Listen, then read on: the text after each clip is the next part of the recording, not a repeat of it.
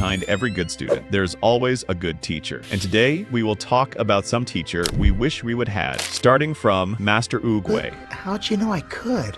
On the first day we met, I saw the future of Kung Fu. That is why I chose you, Po. Both sides of the yin and yang, and my true successor. Every single person in the Valley of Peace thought Oogway was wrong. Shifu thought he was wrong. The entire Furious Five thought he was wrong. The most sacred object in Kung Fu, Dragon Scroll, needed a chosen warrior. Oogway pointed at a panda who had just fallen face first through the ceiling of the tournament arena. A panda who showed up that day because he wanted to watch the fight, not be in it. Everyone asked the same question: why him? Oogway already knew the answer. There are no accidents. There are no accidents. He didn't choose Po because of what Po was. He chose him because of what Po would become. Oogway had lived long enough to know the difference, to look past what someone looks like right now and see the version of them that hasn't arrived yet. That's not wisdom you read in a book. That's wisdom that only comes from paying attention for centuries. He was gone before Po ever held the Dragon Scroll. You must unlearn what you have learned. Yoda trained Jedi. 800 years of showing up, of teaching, of building warriors who would carry the light of the Force forward. And then Order 66 happened. His students, hundreds of them, were hunted down in a single night. His order was destroyed. His world collapsed. He went to Dagobah alone, a swamp planet, and he stayed there, in exile, for 19 years. When Luke crash-landed his X-Wing into that swamp, Yoda was 900 years old. He had every reason to say, not again. I've done enough. I've lost enough. He started training him the next day. Do or do not. There is no try. 5 words. Tattooed on millions of bodies worldwide. Not because it sounds cool, because it reframes failure. It removes the escape hatch. It says, you don't get to half commit and call it an attempt. You either do the thing, or you choose not to. That's it. A 900-year-old master in a swamp changed how a generation thinks about effort. That's the power of the right teacher at the right moment. Ow! Jeez, what was that for? It doesn't matter. It's in the past. Rafiki, from the Lion King. Rafiki found Simba living in a jungle, eating bugs, pretending his past didn't exist. He didn't sit him down. He didn't get him a speech. He hit him over the head with a stick. And when Simba said, "What was that for?" Rafiki said, "It doesn't matter. It's in the past." That's it. That's the whole lesson, delivered with a wooden staff to the skull. Most mentors will tell you it's going to be okay. Rafiki didn't. He forced Simba to look at his father's reflection in the water. He forced him to hear Mufasa's voice. He made that confrontation unavoidable, because he knew that Simba didn't need comfort. He needed reality. The difference between a good mentor and a great one? A good mentor tells you the wound will heal. A great mentor makes you stop covering it up. Rafiki showed up once, said almost nothing, and changed the entire trajectory of a kingdom. Of course it is. Leadership is not about being appreciated. It is about responsibility. It doesn't matter that the burden is heavy. It matters that you carry it. Master Splinter from Teenage Mutant Ninja Turtles. Here's a question most people don't ask. Who chose to be there? Master Splinter raised 4 sons in the sewers of New York City. No sunlight, no open air, no school, no neighborhood, no world above the surface that would have accepted them anyway. Just a rat, 4 mutant turtles, and a single belief that they could be more than what the world thought they were. He trained them in ninjutsu for years, but that was never really the point. The point was that he stayed every morning, every training session. Every time one of them failed, acted out, ran away, or pushed back, Splinter was still there, while other kids had fathers who showed up to one soccer game a year. Leonardo, Donatello, Raphael, and Michelangelo had a father who spent a decade preparing them to protect a city that would never know their names. That's not just training. That's what unconditional looks like when it actually means something. The key to both is proper aging.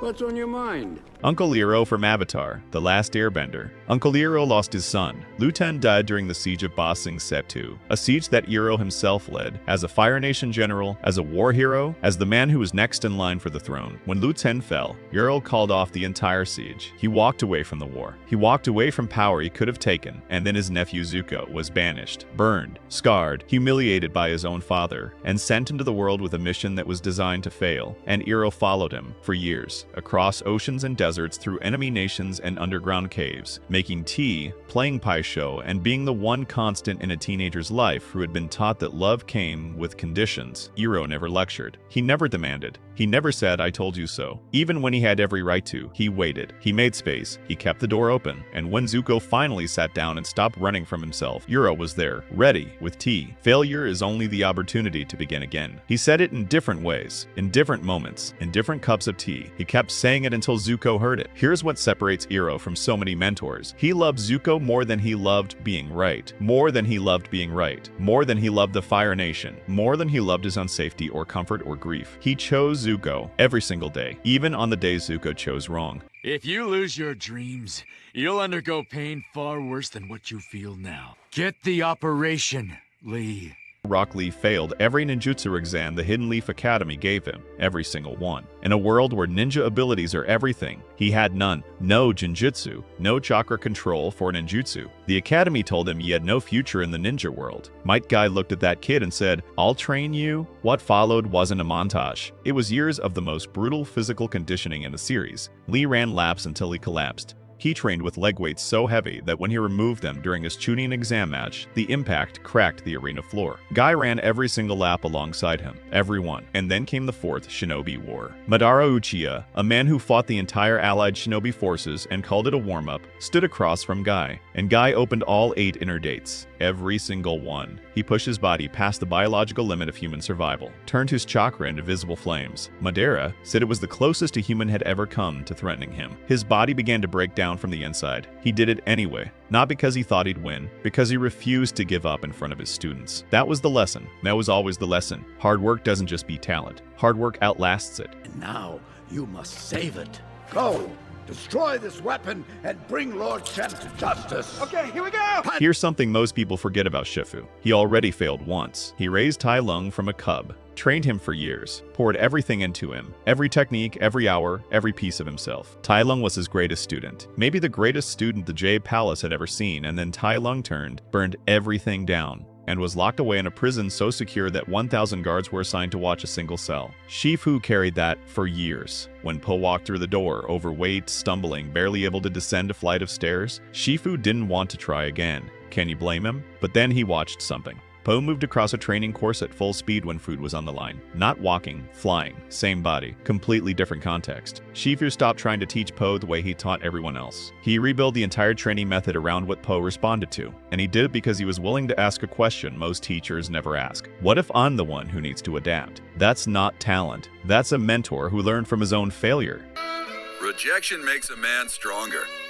I believe that you can't call yourself a real man unless you can laugh off all the bad stuff that happens to you. Jiraiya Sensei trained 3 people who reshaped the entire ninja world. First, Minato Namikaze, who became the 4th Hokage, the Yellow Flash. A man so feared in combat that other nations put a flee-on-sight order on him, meaning if you saw him coming, you didn't fight, you ran. Second, Nagato, who became Pain, who leveled the entire Hidden Leaf village in one attack. Third, Naruto Uzumaki. Jiraiya carried a dream he called the Revolution, a world free from hatred, where the cycle of pain finally stopped. He spent his life writing it into his students, hoping one of them would be the one to actually build it. When he died in Amigakure, he was 54 years old. He fought all 6 paths of pain alone, outnumbered, overpowered, in enemy territory. He lost. But in his final seconds, unable to speak, unable to move, his last act on Earth was to give his village one more piece of information. He died mid-mission, still thinking of the people he loved. There's a line in the series that describes him as a man who made a difference without being remembered by the history books. He was okay with that. He was always okay with that. That's who he was. Look, I gotta do this. Haven't you ever had a dream? Something you wanted so bad you'd do anything? Phil from Hercules, let me ask you something. What do you do when you've given everything and everyone you've ever believed in has let you down? Phil trained heroes for 30 years. Not casually, he lived it. He built champions from nothing. Achilles, Perseus, Theseus, legends. And every single one of them burned out before the finish line. By the time Hercules knocked on his door, Phil was done. He'd already quit. He was living on an island, retired, broken. A man who had dedicated 3 decades of his life to a dream that kept dying. And then his kid shows up. Clumsy, wide-eyed, zero experience. Phil said no, then he said yes anyway. Because here's the thing about real mentors, they come back, even after they've been burned, even after the dream has failed them more times than they can count. They look at that next person standing in front of them and they think, maybe this one. Phil never got the constellation. He never got his name in the stars, but he got to watch his student become a god. For Phil, that was enough. Professor Charles Xavier from X-Men. Charles Xavier built a school for children who were being being hunted, not children who were struggling, not children who were behind, children who were feared, who couldn't touch someone without hurting them, who had been told by the world that they were mistakes. Xavier looked at those kids and saw something different. He created Xavier School for Gifted Youngsters, not to hide them from the world, but to prepare them to protect it, because Xavier didn't just teach them to use their powers. He taught them what those powers were for. That's the rarest kind of teacher, one who gives you a reason that's bigger than yourself, one who makes you believe the mission matters more than the credit. These weren't perfect mentors. Shifu failed Tai Lung. Jiraiya couldn't stop Nagato from becoming Pain. Yoda trained Anakin and watched him fall. Even Iroh spent years watching Zuko make choices that broke his heart. But they kept going. They kept showing up. They kept believing in their students, in people, in the possibility that the next generation could be better than the last. And whether you realized it or not, you grew up with these people. You watched them through a screen at 9 years old, at 14, at 22, and something in you recognized what they were offering. Because somewhere inside all of us is the student who needed exactly that. Someone who saw past the failure, past the mess, past all of it, and stayed anyway. Drop a comment. Tell me which mentor hit the hardest for you. Or tell me one that didn't make this list that should have. And if you made it this far, you already know what to do.